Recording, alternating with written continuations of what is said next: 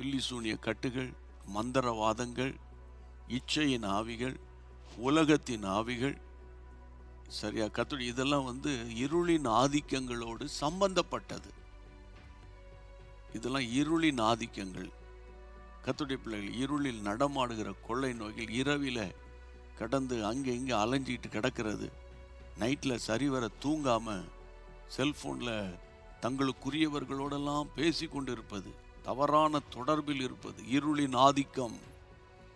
இருளின் ஆதிக்கம். அப்போ இருளின் அதிகாரத்திலிருந்து நம்மை விடுதலை ஆக்கினவர். விடுதலை. உங்களுக்கு விடுதலை இருக்கா? செல்போன் மேலே உங்களுக்கு ஒரு விடுதலை இருக்கா? கர்த்தருடைய பிள்ளைகளை, இருளில் நடக்கிற, இருள் என்றாலே பாவம், இருள் என்றாலே பாவம், வெளிச்சம் என்றாலே பரிசுத்தமுள்ள வாழ்க்கை. பைபிளில் சொல்லுகிறது, ரட்சிக்கப்பட்டவர்கள் வெளிச்சத்தின் பிள்ளைகள். அப்போ இருளின் பிள்ளைகள் பாவத்துக்கு அடிமையானவர்கள்.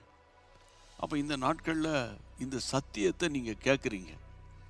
அப்போ இந்த நாட்களில் இருளின் அதிகாரத்தில், இருளின் ஆதிக்கத்தில் சிக்கியிருந்து என்னால் வெளியே வர முடியல. தவறான தொடர்பில் மாட்டிக்கிட்டேன், என்னால் வெளியே வர முடியல. சீட்டு ஆடுறதில் மாட்டிக்கிட்டேன்.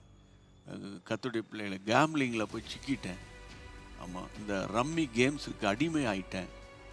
இந்த மாதிரி இந்த ஆப்பை டவுன்லோட் பண்ணி வச்சு நான் மொபைலில் நான் பயங்கர கேம் ஆடிக்கிட்டு கிடக்கிறேன். என் டைமெல்லாம் அதில் வேஸ்ட் பண்ணுறேன்.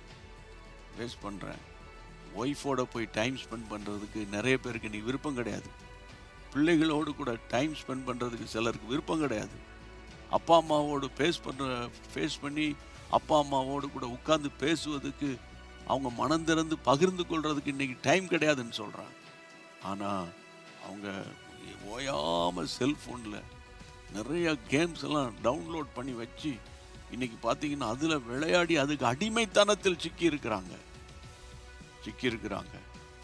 அப்போ இன்றைக்கி விசுவாசிகள், பாரத்தோடு சொல்கிறேன், நீங்கள் யாராவது இப்படி ரட்சிக்கப்பட்டு பின்வாங்கி போயிருந்தால் ஆண்டவர் இந்த சாபத்தை முறிக்க வல்லவராயிருக்கிறார்.